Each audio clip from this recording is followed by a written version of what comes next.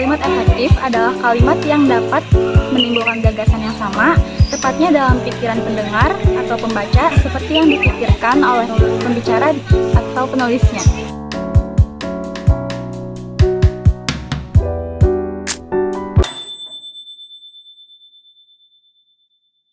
Kalimat efektif memiliki ciri yang pertama, kesepadanan dalam struktur.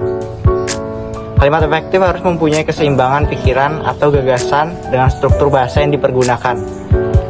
Kesepadanan ialah kemaksimalan struktur bahasa untuk mendukung gagasan dan ide yang dikandung. Untuk mencapai hal tersebut, ada beberapa petunjuk, yaitu subjek dan predikat. Subjek di dalam sebuah kalimat merupakan unsur inti atau pokok pembicaraan.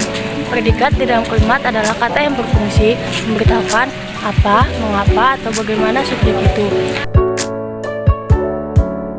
Contoh subjek predikat yang pertama, para mahasiswa diharap mendaftarkan diri di sekretariat. Kedua, uang untuk pembeli obat dipakai kakak. Dua, kalimat penghubung interkalimat dan antarkalimat.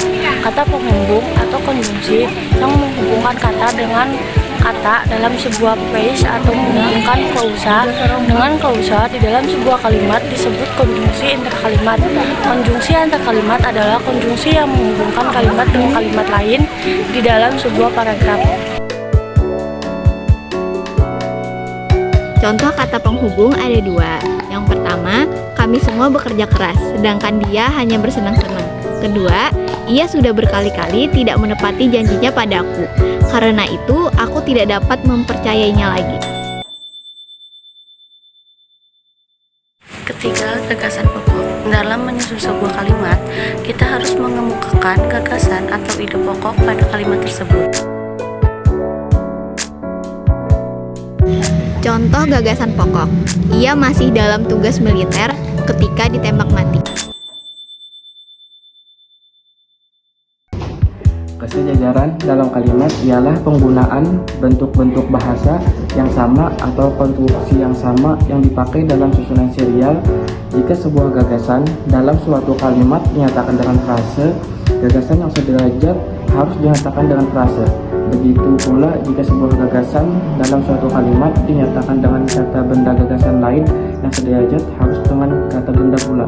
Kesejajaran akan membantu memberi kejelasan kalimat secara keseluruhan.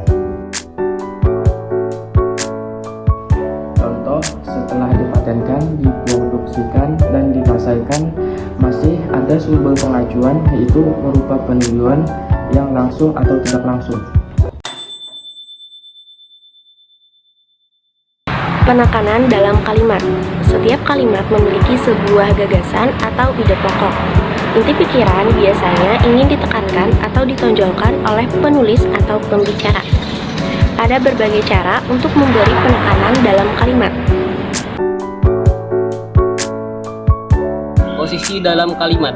Untuk memberi penekanan pada bagian tertentu dalam sebuah kalimat, penulis dapat mengemukakan bagian itu pada bagian depan kalimat. Urutan yang logis. Sebuah kalimat biasanya memberikan suatu kejadian atau peristiwa.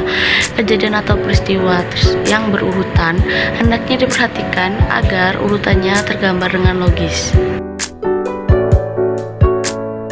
Contoh urutan yang logis. Contoh kalimatnya seperti kehidupan anak muda itu sulit dan tragis. Pengulangan kata. Pengulangan kata dalam sebuah kalimat kadang-kadang diperlukan dengan maksud memberi penegasan pada bagian ujaran yang dianggap penting. Pengulangan kata yang demikian dianggap dapat membuat maksud kalimat menjadi lebih jelas.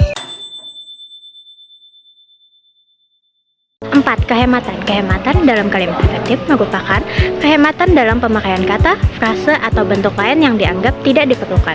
Kehematan itu menyangkut soal gramatika dan makna kata. Kehematan tidak berarti bahwa kata yang diperlukan atau yang menambah kejelasan makna kalimat boleh dihilangkan.